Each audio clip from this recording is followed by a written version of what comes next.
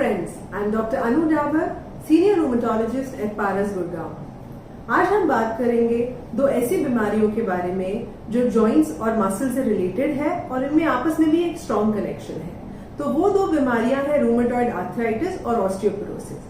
अगर आप rheumatoid arthritis के बारे में और जानना चाहते हैं तो हमारे चैनल को सब्सक्राइब कीजिए और वहां पर आप जान सकते हैं रूमेटॉइड आर्थराइटिस के बारे में इन डिटेल।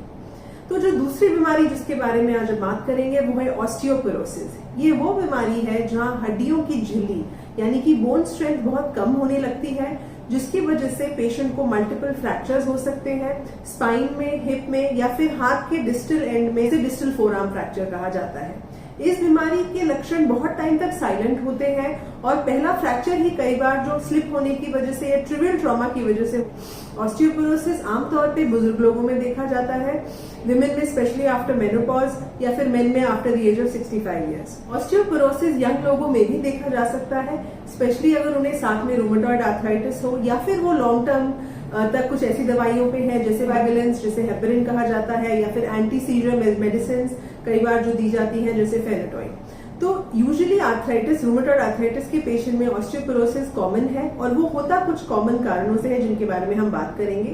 पहला तो रूमेटॉइड आर्थराइटिस क्योंकि अपने आप में इन्फ्लेमेशन है तो वो बोन में कुछ ऐसे प्रोटीन्स रिलीज करवाता है जिन्हें इन्फ्लेमेटरी मीडिएटर्स या साइटोकाइंस कहा जाता है, जो बोन की स्ट्रेंथ को कमजोर करते हैं। तो ये एक कारण हुआ जिसकी वजह से रूमेटॉइड आर्थराइटिस पेशेंट्स में ऑस्टियोपोरोसिस मिलता है। दूसरा रीजन होता है यूज ऑफ ग्लूकोकॉर्टिकॉइड। तीसरा रीजन होता है रूमेटॉइड आर्थराइटिस के पेशेंट्स शायद अपने आप या फिर कई बार लोगों की बातों में आकर कैल्शियम का इंटेक, विटामिन डी का इंटेक कम कर देते हैं, मिल्क प्रोडक्ट्स बंद कर देते हैं, जो फर्दर बोन स्ट्रेंथ को कम करता है। और फोर्थ रीजन होता है लैक ऑफ एक्टिविटी। इतने ज्यादा पेन, स्वेलिंग और जॉइंट्स के मल्टीपल इन्वॉल्वमेंट होने की वजह से इन पेशेंट्स का फिजिकल एक्टिविटी काफी कम हो चुका होता है, जिसकी वजह से मसल स्ट्रेंथ का लॉस होता है, जिसे रूमेटॉइड सार्कोपीनिया कहा जाता है। और लैक ऑफ एक्टिविटी की वजह से इनकी ये डिजीज ऑस्टियोपोरोसिस और बढ़ सकती है।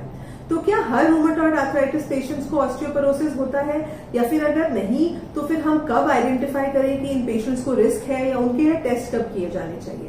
तो इसमें मदद करेंगे आपके रूमेटोलॉजिस्ट। अगर आपका रूमेटॉइड आर्थराइटिस बहुत सालों से है, उसकी वजह से आपके जॉइंट्स में टेढ़ापन आने लगा है, रूमेटॉइड आर्थराइटिस का असर बॉडी के बाकी ऑर्गन्स में होने लगा है, या फिर आपने बहुत मात्रा में स्टेरॉइड जैसे डेफकॉट, मेड्रॉल इस तरह की दवाइयां ली है जो आपको इंस्टेंट पेन रिलीफ करती है और आपको बहुत बेहतर महसूस कराती है, जो स्टेरॉइड्स है, तो फिर आप हाई रिस्क पर हैं ऑस्टियोपोरोसिस के लिए।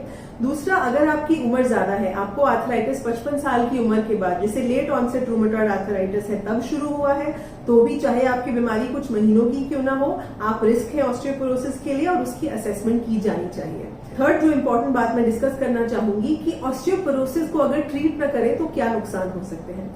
देखिए, ऑस्टियोपोरोसिस अगर आप ये हमारी मॉडल देखेंगे बोन्स का, ऑस्टियोपोरोसिस हमारी स्पाइन की जो स्ट्रेंथ है उसे कमजोर करता है, हमारे हिप जॉइंट के आसपास जो मसल्स और बोन्स है उनको वीक करता है। तो बहुत हाई चांसेस है कि आप बाथरूम में चलते हुए स्लिप हो गए या फिर हल्का सा भी आपको कुछ इम्बैलेंस हुआ और आप गिर गए तो आपको सीवियर फ्रैक्चर हो सकता है। और जो हमारी फीमर या हिप के आसपास जो फ्रैक्चर होता है कई बार वो लाइफ थ्रेटनिंग होता है। स्पाइन का फ्रैक्चर बहुत सीवियर पेन कॉज कर सकता है लोअर बैक में, अपर बैक में, जिसको मल्टीपल इंटरवेंशंस के बावजूद रिलीफ नहीं आता, कई बार सर्जरी की जरूरत पड़ती है। तो इन सब कॉम्प्लिकेशन से बचा जा सकता है अगर एक रूमेटॉइड आर्थराइटिस पेशेंट में टाइमली ऑस्टियोपोरोसिस को आइडेंटिफाई किया जा सके।